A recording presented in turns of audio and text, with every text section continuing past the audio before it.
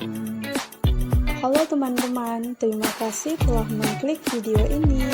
Sebelumnya, jangan lupa untuk like, comment, and subscribe ya teman-teman. Selamat menyaksikan.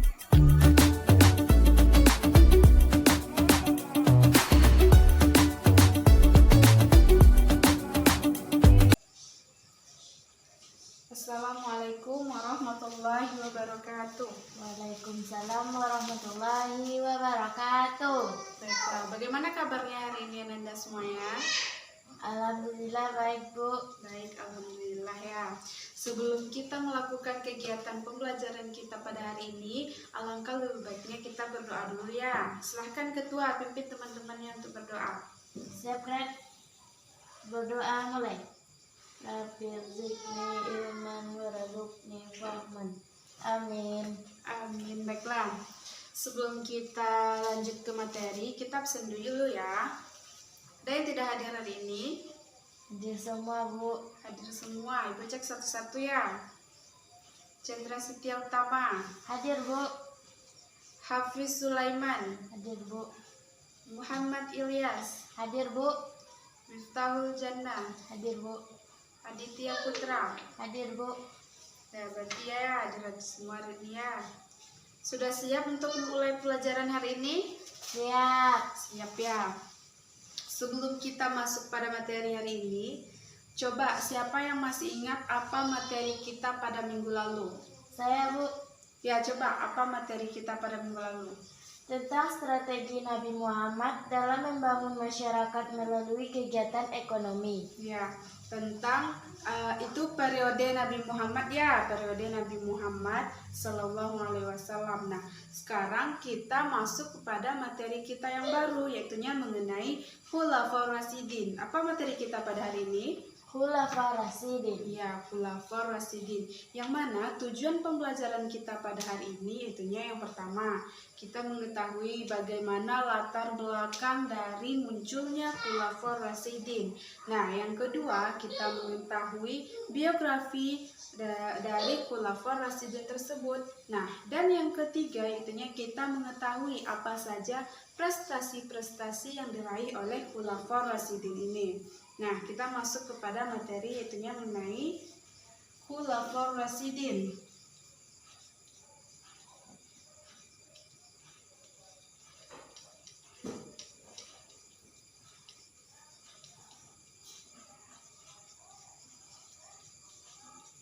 Oke, Khulafaur Rasyidin. Ada yang tahu berapa Khulafaur Rasyidin itu?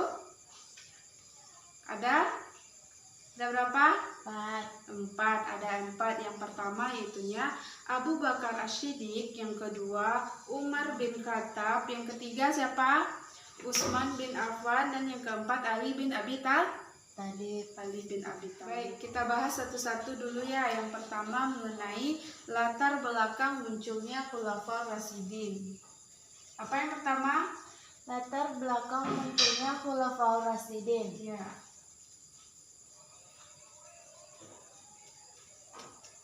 Latar belakang munculnya Khulafaur Rasyidin. Nah, munculnya Khulafaur Rasyidin ini yaitunya setelah Rasulullah Shallallahu Alaihi Wasallam wafat. Nah, kapan Rasulullah Shallallahu Alaihi Wasallam wafat? Tanggal 12 Rabiul Awal. Ya, tanggal 12 Rabiul Awal. Pada hari Senin. Nah, Nabi Muhammad Shallallahu Alaihi Wasallam itu wafat pada usia ke 63 tahun. Ya, 63 tahun. Nah, setelah Nabi Shallallahu Alaihi Wasallam ini wafat, nah maka terjadilah perselisihan antara kaum Muhajirin dan kaum Ansar. Nah, dua kelompok ini ia berselisih untuk mengenai siapakah pemimpin setelah Nabi Shallallahu Alaihi Wasallam ini wafat. Nah, menurut kaum Muhajirin, ialah yang sangat pantas untuk memimpin umat Islam setelah Rasulullah wafat. ia beranggapan bahwa ia merupakan pengikut pertama dari awal dengan Rasulullah Sallallahu Alaihi Wasallam. Kemudian ia mencalonkan Abu Bakar As-Siddiq sebagai kandidat pemimpin umat Islam setelah wafatnya Rasulullah. Kemudian di sisi lain yaitunya kaum Ansar. Nah, kaum Ansar ini juga berpendapat bahwa ialah yang sangat pantas untuk menggantikan kepemimpinan Rasulullah setelah ia wafat. Kemudian ia mencalonkan Sa'ad bin Ubadah sebagai kandidat calon pemimpin dari pemimpin umat Islam setelah Nabi Muhammad SAW ini wafat. Nah, terjadilah perselisihan di antara dua golongan ini. Golongan apa tadi? Yang pertama, Muhajirin, nah yang kedua, Ansar. ya, terjadi perselisihan di antara kedua kelompok ini. Nah, mereka sama-sama berargumen bahwa merekalah yang paling pantas menjadi kandidat pemimpin kaum muslimin setelah wafatnya Nabi Muhammad SAW wafat ya. Nah, mereka berargumen bahwa merekalah yang paling pantas untuk memimpin kepemimpinan umat Islam. Nah, perselisihan di antara kaum Muhajirin dan Ansar ini dapat diredakan secara damai oleh Khalifah Umar bin Khattab. Ia dengan berbagai argumen-argumen, kemudian ia membaiat Abu Bakar ini, membaiat Abu Bakar. Nah, langkah yang pertama yang dilakukan Abu Bakar yaitunya ia prosesi pemakaman dari Rasulullah Sallallahu Alaihi Wasallam ini. Jadi itu ya latar belakang munculnya Khulafaur Rasyidin. Sejauh ini bisa dipahami? Bisa. Jadi kapan tadi Nabi itu wafat? Tanggal 12 Rabiul Awal. Ya, tanggal 12 Rabiul Awal pada usia ke 63 tahun. Jadi ada dua golongan ya yang berselisih apa aja? Kaum Muhajirin Ya. dan kaum Ansar. Ya, mereka berselisih untuk mendapatkan untuk menjadi pemimpin setelah wafatnya Rasulullah Sallallahu Alaihi Wasallam wafat. Jadi itu ya mengenai latar belakang munculnya Khulafaur Rasyidin itu bisa dipahami? Bisa. Nah, selanjutnya yang kedua mengenai biografinya. Biografi Khulafaur Rasyidin. Nah, Khulafaur Rasyidin ada berapa tadi? 4. Ada 4. Nah, yang pertama kita bahas dulu mengenai Abu Bakar As-Siddiq. Baiklah, mengenai Abu Bakar ini, ia menjabat selama 2 tahun. Jadi Abu Bakar ini menjabat selama 2 tahun. Nah, proses pemilihan Abu Bakar ini sebelumnya kan sudah kita bahas ya mengenai munculnya Khulafaur Rasyidin kan udah diangkat Abu Bakar ya. Jadi Abu Bakar itu dipilih melalui kompetisi yang sangat ketat antara Abu Bakar ini dengan Sa'ad bin Ubadah. Nah, Sa'ad bin Ubadah ya. Tadi mereka berselisih antara kaum Muhajirin dan kaum Ansar ya. Jadi apa itu dapat diselesaikan oleh Umar bin Khattab itu diselesaikan secara damai dengan berbagai argumentasi yang dapat diterima oleh kedua belah pihak ya. Kemudian Abu Bakar ini dikenal sebagai seseorang yang pemberani serta kokoh pendirian ya. Jadi walaupun masa kepemimpinan Abu Bakar ini sangat singkat, ia memperoleh berbagai prestasi. Nah, sebelumnya kita bahas tentang biografi aja dulu ya, prestasi nanti kita samakan nanti ya. Kemudian yang kedua ya, apa? Khalifah siapa yang kedua? Umar bin Khattab. Ya, Umar bin Khattab. Tadi yang pertama siapa yang pertama? Abu Bakar Siddiq. Abu Bakar. Yang kedua? Umar bin Khattab. Umar. Ya. Yang kedua Umar bin Khattab.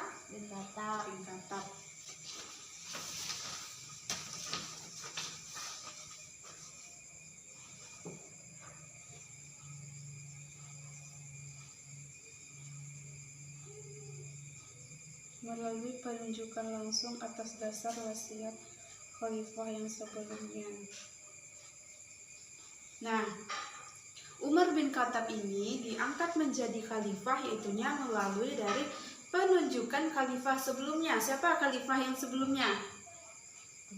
Abu Bakar ya. Jadi Umar bin Khattab ini ditunjuk langsung oleh Abu Bakar untuk menggantikannya sebagai pemimpin umat Islam saat itu ya. Ia menjabat selama berapa tahun ia menjabat? Ia menjabat selama 10 tahun. Ia menjabat selama 10 tahun dan ada juga prestasi-prestasi dari Umar bin Khattab ini ya. Nanti kita jelaskan nanti bersama-sama nanti apa saja prestasi Khulafaur Rasyidin ini. Kita bahas juga mengenai prestasinya satu poin nanti ya. Kemudian Umar bin Khattab ini wafat yaitunya kenapa Umar ini wafat? Ayo. Akibat ditusuk pada saat ia sholat. Ya, ia ditusuk pada saat ia sholat ya. Siapa yang nusuknya? Abu Lukluk. Ya, Abu Lukluk. Ia ditusuk oleh Abu Lukluk pada saat ia melaksanakan ibadah sholat. Jadi itu ya mengenai Umar bin Khattab, ia ditunjuk langsung oleh khalifah sebelumnya yaitunya Abu Bakar Asy-Siddiq. Kemudian ia menjabat selama 10 tahun. Nah, bisa dipahami? Bisa. Apa lagi khalifah yang selanjutnya? Ali bin Utsman bin Affan. Utsman bin Affan. Nah, baiklah selanjutnya yaitunya Utsman bin Affan. Nah, berapa lama Utsman bin Affan ini menjabat? 12 tahun. Ya, selama 12 tahun. Dan bagaimana cara pengangkatan Utsman bin Affan? Utsman bin Affan ini. Nah, cara pengangkatannya itu yaitunya dengan Utsman bin Affan ini diangkat melalui dewan pengangkatan khalifah itu, semacam tim formatur yang dibikin oleh khalifah sebelumnya ya. Siapa khalifah sebelumnya? Umar bin Khattab. Nah, dibentuk sebuah tim oleh Umar bin Khattab ini untuk penunjukan sebagai khalifah ya. Jadi ia ditunjuk sebagai khalifah dari prosesi dari pembentukan tim formatur yang dibentuk oleh Umar bin Khattab ya. Utsman bin Affan ini merupakan salah satu khalifah yang diberitakan salah satu penghuni surga. Nah, kemudian Utsman bin Affan ini kan merupakan khalifah yang ketiga, merupakan salah satu sahabat Nabi yang mendapat petunjuk, dermawan dan terhormat juga. Jadi itu ya mengenai Utsman bin Affan. Yang keempat siapa lagi? Ali bin Abi Thalib. Ali bin Abi Thalib. Nah, ini khalifah yang keempat ya. Oke, selanjutnya yaitunya Ali bin Abi Thalib. Ali bin Abi Thalib ini merupakan khalifah yang keempat. Ia memiliki wajah yang tampan dan ia merupakan salah satu sahabat Nabi yang diberitakan bakal masuk surga juga. Selanjutnya mengenai Ali bin Abi Thalib. Ali bin Abi Thalib ini merupakan khalifah yang keempat. Nah, beliau merupakan orang yang pertama kali masuk Islam dari golongan anak-anak dan beliau juga merupakan salah satu sahabat Nabi yang diberitakan bakal masuk surga. Mengenai hubungan kekerabatan antara Ali dan Nabi Muhammad ini sangat erat kaitannya. Itu tercermin dari perkataan beliau, anta minni wa anna minka. Nah, engkau bagian dariku dan aku bagian darimu. Seandainya Islam itu saya dan pintunya adalah Ali bin Abi Thalib. Kemudian Ali bin Abi Thalib ini menjabat selama 5 tahunnya. Berapa? 5 tahun. Ali bin Abi Thalib ini diangkat menjadi khalifah dengan berbagai intrik politik yang luar biasa. Ali bin Abi Thalib ini meninggal karena dibunuh oleh siapa yang bunuhnya? Ibnu Muljam ya, ia dibunuh oleh Ibnu Muljam. Baiklah, itu biografi dari keempat Khulafaur Rasyidin ini. Tadi Khulafaur Rasyidin ada 4 ya, apa? 1. Abu Ya, Bakar. 2. Umar bin ya, Khattab. bagus. 3. Utsman bin Ya, Affan. 4.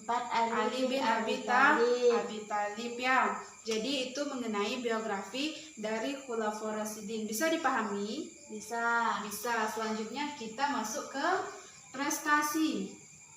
Prestasi Khulafaur Rasyidin. Yang pertama juga apa khalifah pertama tadi? Abu Bakar As-Siddiq. Abu Bakar. Kita bahas Abu Bakar dulu ya. Jadi kita lihat prestasi dari Abu Bakar As-Siddiq ini. Nah, selama berapa tahun Abu Bakar menjabat tadi? 2 tahun. 2 tahun. Nah, selama ia menjabat, ia telah yang pertama apa? Prestasi yang dilakukan oleh Abu Bakar ini yaitunya menumpas nabi palsu. Yang kedua, menumpas kelompok-kelompok yang memerangi Islam ya, yang memerangi Islam. Nah, kemudian Abu Bakar ini juga melakukan berbagai perluasan wilayah ya. Nah, itu merupakan prestasi dari Abu Bakar As-Siddiq. Nah, yang kedua, siapa lagi? Umar bin Khattab.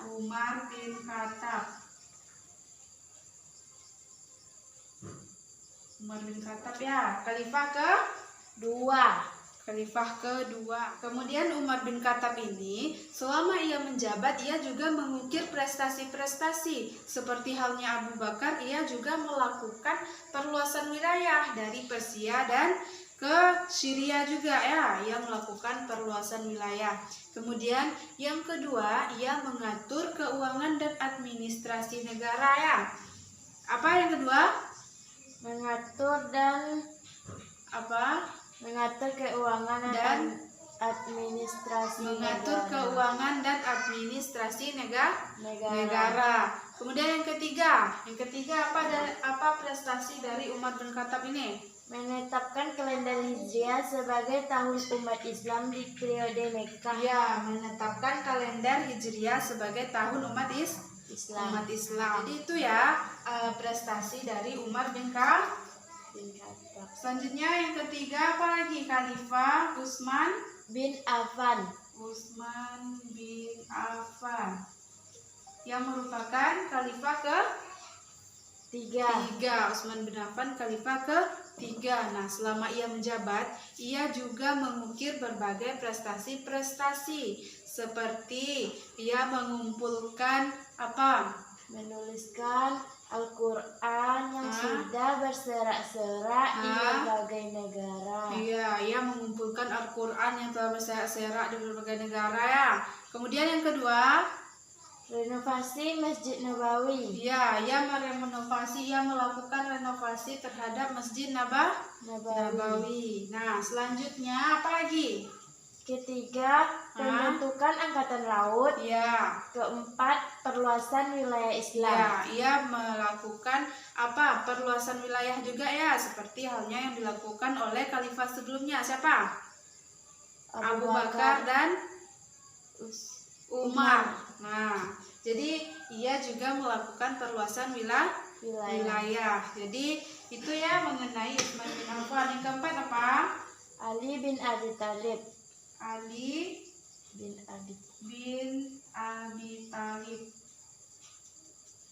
Nah, ini merupakan khalifah keempat. Ya, Ali bin Abi Thalib ini merupakan khalifah keempat. Empat ya. Nah, Ali bin Abi Thalib ini juga mengukir prestasi-prestasi. Apa aja prestasi dari Ali bin Abi Thalib ini? Mengganti dan mengangkat pejabat yang kurang. Ya, Ali bin Abi Thalib ini yaitunya ia mengganti dan mengganti khalifah yang kurang cakap. Seperti yang pertama apa? Mengangkat gubernur di Syria. Ya, ia mengangkat gubernur di Syria. Yang kedua di Basra. Yang ketiga Mesir. Ya. Kufah. Ya.